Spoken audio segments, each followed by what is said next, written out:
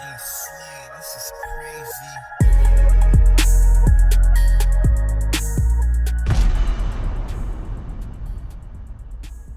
What's up, Net Soldiers? I'm Alliance, and welcome back to another video. Real quick, guys, I'm going to say that I am a little sick, so my voice is going to sound a little bit different in this episode.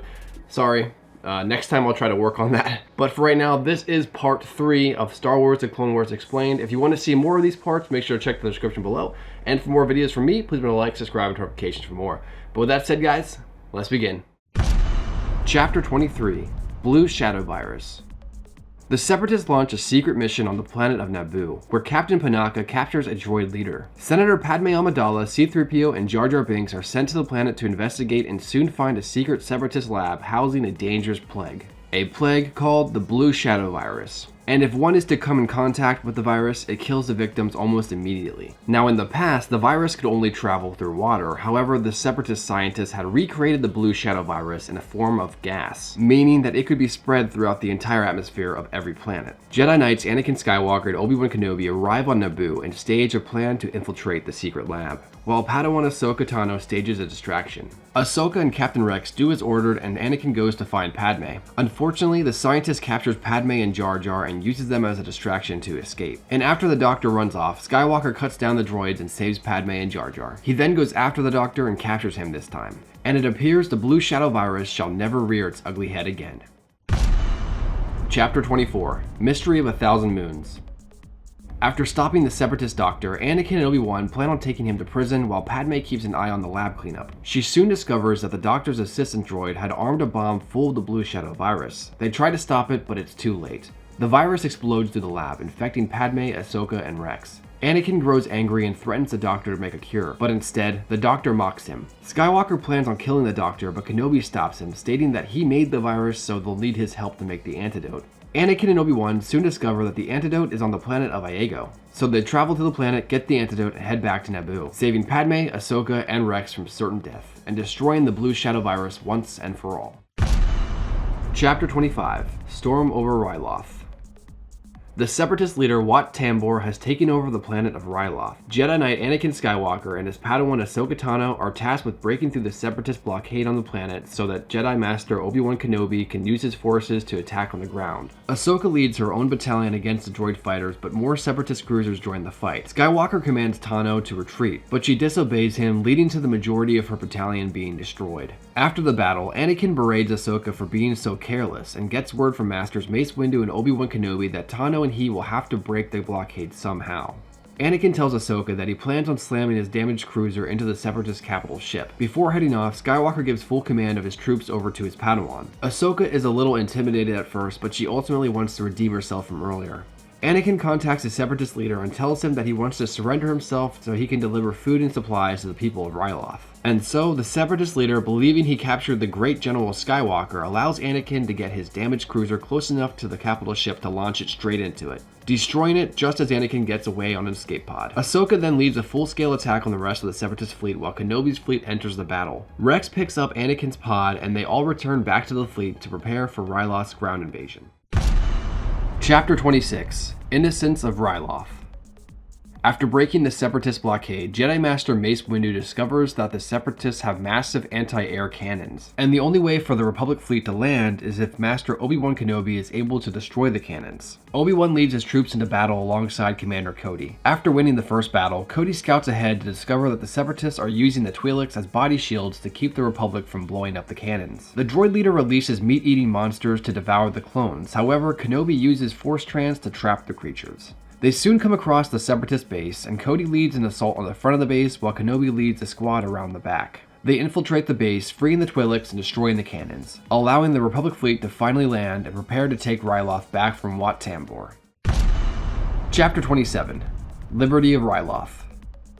After Jedi Master Kenobi's victory, Jedi Master Mace Windu leads a full-scale attack on Wat Tambor's forces. Windu soon realizes he is outnumbered and enlists the help of Cham Syndulla and his men to assist him. Together, they plan on assaulting the capital city and capturing Tambor. In retaliation, Tambor has bomb squads drop bombs on local peaceful Twi'lek villages, killing the inhabitants. Windu enlists General Skywalker to take out the bombers while Windu, Syndulla, and the rest of the forces assault the city. Tambor tries to use the city's inhabitants as body shields in order to discourage Windu. However, May sneaks upon the transport that gets him in the city while Cham leads the rest of the forces inside. Master Windu manages to capture Tambor, but the Separatist leader states that he plans on bombing the city, killing everyone inside. And just as the droid bombers prepare to launch their attack, Anakin Skywalker arrives just in the nick of time and knocks them out the box. And with the Techno-Union leader Wat Tambor captured, the planet of RYLOTH is free to celebrate.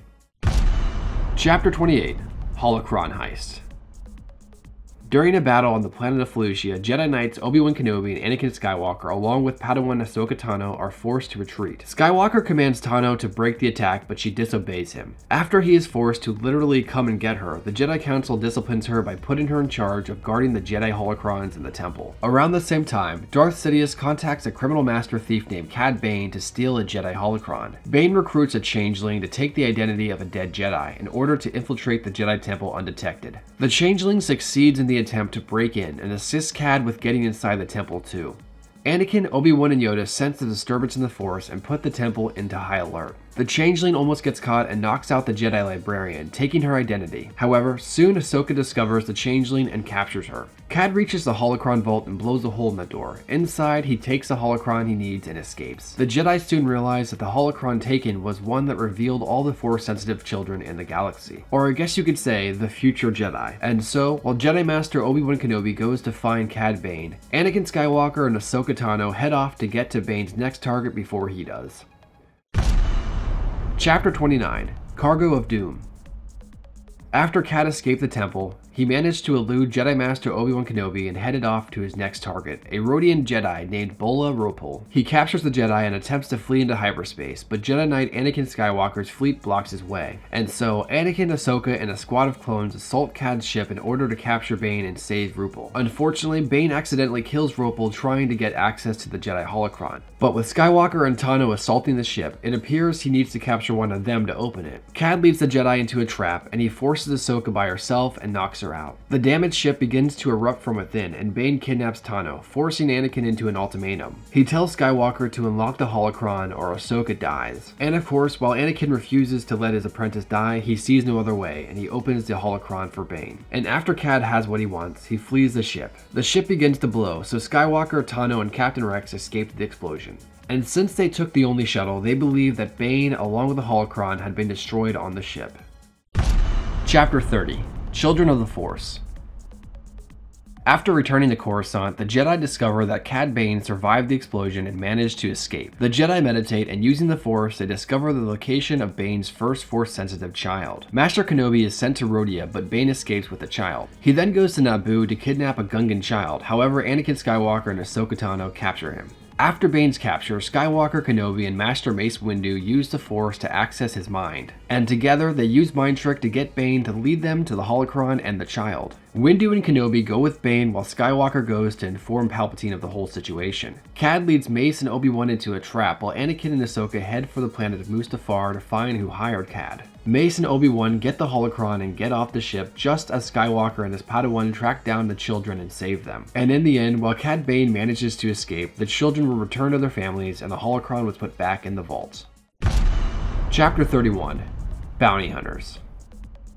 After a medical station orbiting the planet of Felucia is attacked by a separatist fleet, Jedi Knights Anakin Skywalker, Obi-Wan Kenobi, and Padawan Ahsoka Tano are sent to investigate. Their ship is soon shot down and they crash land on the planet. After a couple hours, the trio soon come across an abandoned village. After some searching, they discover that the village is being assaulted by space pirates. The Jedi team up with a few bounty hunters to chase the pirates away. However, it's soon discovered that the pirates' leader is Hondo, and he warns them that he'll be back. And unfortunately, the Jedi can't fight for the village due to the separatists possibly discovering their location. But they do agree to train the villagers to fight for themselves. And so, with the bounty hunters' help, the villagers beat back the pirates and Hondo is forced to retreat. And the bounty hunters give the Jedi a ride back home. Chapter 32. The ZILLO Beast.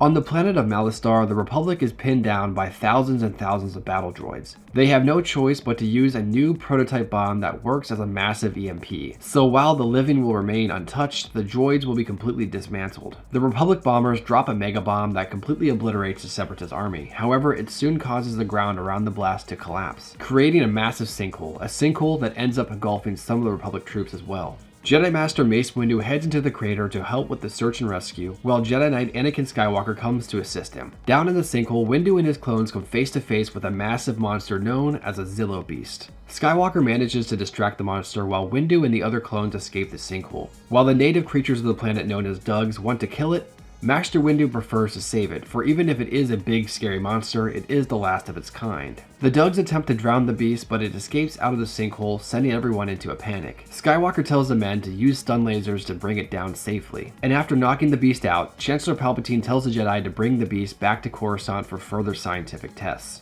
And so, while the Jedi don't particularly agree with his decision, they ultimately decide to follow orders. Chapter 33. The ZILLO Beast Strikes Back. Arriving on Coruscant, the ZILLO Beast is moved into a secure location. Chancellor Palpatine hopes on unlocking the secrets to the ZILLO Beast's invulnerable armor so that it could be used to assist the Republic. Senator Padme Amidala disagrees with Palpatine's decision to chain the beast up, so she enlists the help of Anakin Skywalker to help convince Palpatine to set it free. But the Chancellor still disagrees. And around the same time, the ZILLO Beast breaks free and goes on a rampage through the streets of Coruscant. It soon discovers where the Chancellor is hiding and plans on killing him for torturing it. They prepare to escape, but the beast captures them. Anakin comes up with a plan to get Palpatine and Padme to safety, while Master Yoda and Jedi Knight Aayla Secura distract the beast. And in the end, the Republic troops launch a toxic gas bomb that kills the creature. So while the creature's rampage was brought to an end, it was ultimately Palpatine's decision to bring him to Coruscant that caused it. And so, it was beauty that killed the beast. And that has been part 3 of Star Wars The Clone Wars Explained. I hope you guys enjoyed. For part 4, please remember to like, subscribe, and turn on notifications. And with that said, guys, I'll catch you later. Peace.